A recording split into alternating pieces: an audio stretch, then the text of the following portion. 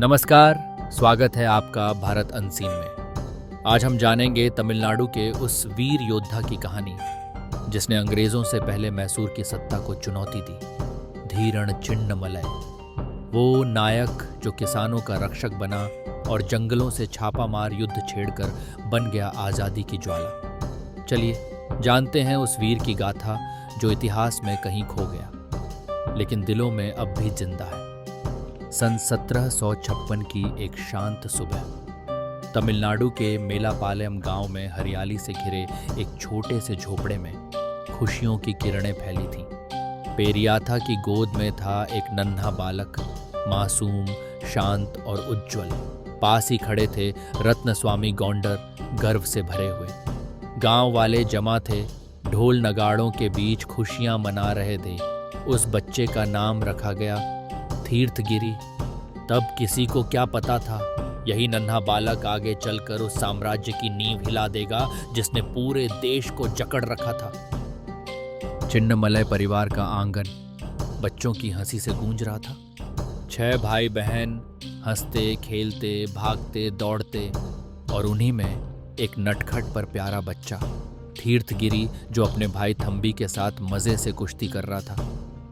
प्यार भरा घर था जहां तीर्थगिरी अपने 5 भाइयों और एक बहन के साथ पला बढ़ा।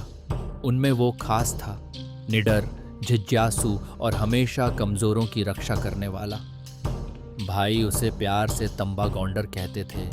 ये नाम हर खेल में, हर बचपन की शरारत में गूंजता था। साल 1760 से 1775, उम्र थी सिर्फ 4 से 10 साल। मिट्टी की दीवारों वाला एक छोटा सा पाठशाला और उसके बीच बैठा था नन्हा तीर्थगिरी। हाथ में ताड़पत्र और होठों पर तमिल श्लोक, टोलकाप्पियम, सिलप्पधिक्रम और वीर राजाओं की गाथाएं। उसकी नसों में बह रहा था वीरों का खून और कवियों के शब्दों से उसके मन में जल रही थी एक चिंगारी। वो सिर्फ पढ़ नहीं रहा था, वो इतिहास रचने की तैयारी कर रहा था। 1770 के साल जब वह 20 वर्ष का था, जब गांव के लोग खेतों में मेहनत कर रहे थे, तीर्थगिरी अपने शरीर को तैयार कर रहा था। खुले मैदानों में वो सीलंबम की कला सीख रहा था, डंडा चलाना, घुड़सवारी करना और अपने भाइयों थम्बी और किलोथर के साथ कुश्ती लड़ना। हर गिरने के बाद वो और मजबूती से खड़ा होता, हर मुकाबले के बाद और समझदार बनता। एक योद्धा धीरे धीरे जाग रहा था।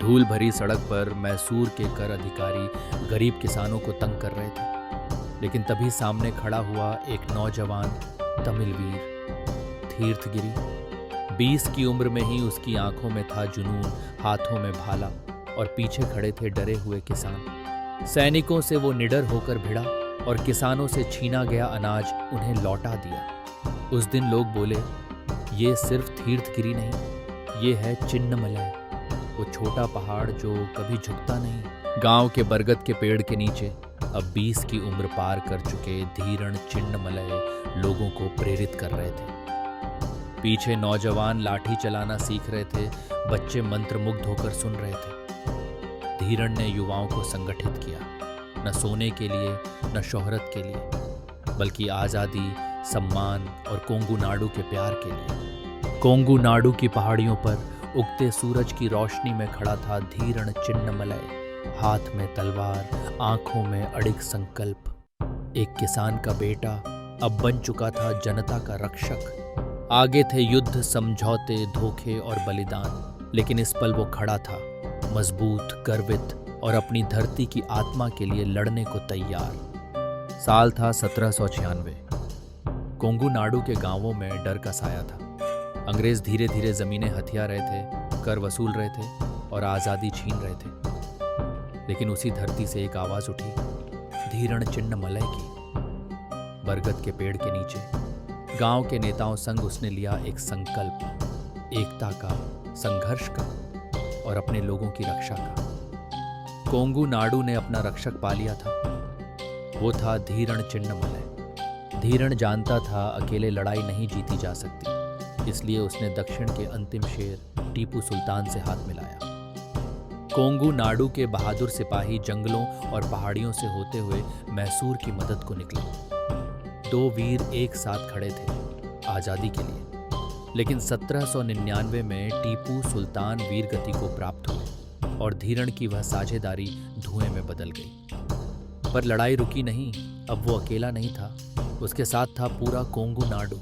टीपू सुल्तान के जाने के बाद अब अंग्रेज़ों की नज़र थी कोंगू नाडु पर। गरीबों पर टैक्स, बहादुरों को जेल और अत्याचार की हदें पार हो चुकी थी।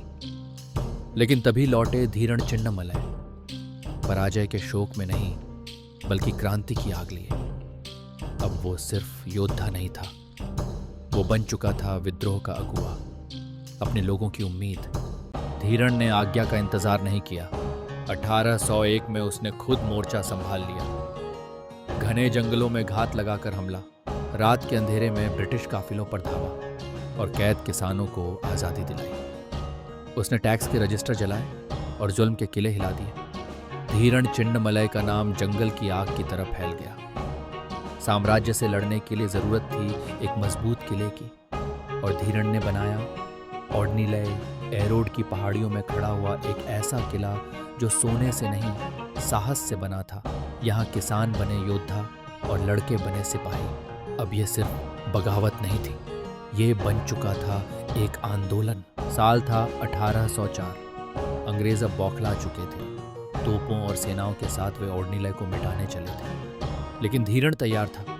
आग के उजाले में रणनीति बनी और फिर शुरू हुआ पलटवार। उसके वीर ऐसे बढ़े जैसे जंगल में बाघ, तेज, चुपचाप और बेखौफ। अंग्रेज ढूंढते रह गए, लेकिन धीरण चिन्नमलय उनकी पकड़ से बाहर रहा। हर दुश्मन अंग्रेजी कोर्ट में नहीं होता। 1805 में एक गद्दार ने धीरण का ठिकाना उजागर कर दिया। सूरज उगने से पहले अंग्रेजी सैनिकों ने गांव को चुपचाप घेर लिया। धीरण सो रहा था, लेकिन धीरण चिन्नमलय डरने वाला नहीं था। तलवार लेकर वो झोपड़ी से लपका, पर सामने थी पूरी ब्रिटिश टुकड़ी। उसके भाइयों ने वीरता से सामना किया। मिट्टी में धूल उठी, तलवारें टकराईं और अंत में धीरण को पकड़ लिया गया। पर उसकी आंखों में अब भी थी वही आग, क्योंकि शेर कैद हो सकता है, झुक नहीं सकता। 31 जुलाई 1805। आसमान में उदासी थी और गांव की गलियों में सन्नाटा। लोग चुप थे, आंखें नम थीं, लेकिन धीरण चिन्नमलय गर्व से सीना ताने, सिर ऊंचा किए, बेड़ियों में भी आजाद चल रहा था। पांव नंगे थे पर मन अडिग। हर कदम के साथ उसके पीछे थी एक क्रांति की गूंज। वो मरने नहीं जा रहा था, वो अमर होने जा रहा था। संक्रीदुर्ग किले की फांसी पर धीरण चिन्नमलय शांत और गर्व से मुस्कुरा रहा था। रस्सी नीचे आई, लेकिन उसका जज्बा नहीं टूटा। उस दिन अंग्रेजों ने एक इंसान को फांसी दी, पर आज़ादी का सपना नहीं मार सके। धीरण अब सिर्फ एक योद्धा नहीं, एक अमर कहानी बन चुका था। 1830 से 1850 के बीच गांव की हर शाम गूंजती थी एक वीर गाथा से। बरगद के नीचे बुजुर्ग गाते थे चिन्नमलय की कहानी, और बच्चे मंत्रमुग्ध होकर सुनते थे। वो सिर्फ इतिहास नहीं था, वो हर दिल की धड़कन बन चुका था। गीतों में, कहानियों में चिन्नमलय अमर हो गया था। साल बीत गए, साम्राज्य ढह गए और भारत आज़ाद हो गया। अब देश ने उन नायकों को याद किया जिन्होंने तब लड़ा जब कोई देख भी नहीं रहा था। धीरण चिन्नमलय अब अनसुना नहीं था, वो अमर हो चुका था। आज तमिलनाडु की धरती पर उसकी मूर्ति के आगे बच्चे सलामी देते हैं और उसकी गाथा हर दिल में बस चुकी है। ऐसे ही अनसुने और भूले बिसरे वीरों की कहानियां लेकर हम फिर लौटेंगे। अगर आपको धीरण चिन्नमलय की यह प्रेरणादायक गाथा पसंद आई हो तो वीडियो को लाइक करें, कमेंट में अपनी राय जरूर बताएं और इस इतिहास को ज्यादा से ज्यादा लोगों तक पहुंचाने के लिए शेयर करें। और हाँ, ऐसे ही असली भारत को जानने के लिए हमारे चैनल भारत अनसीन को सब्सक्राइब करना न भूलें, क्योंकि इतिहास सिर्फ किताबों में नहीं, आपकी यादों में भी जिंदा रहना चाहिए। धन्यवाद।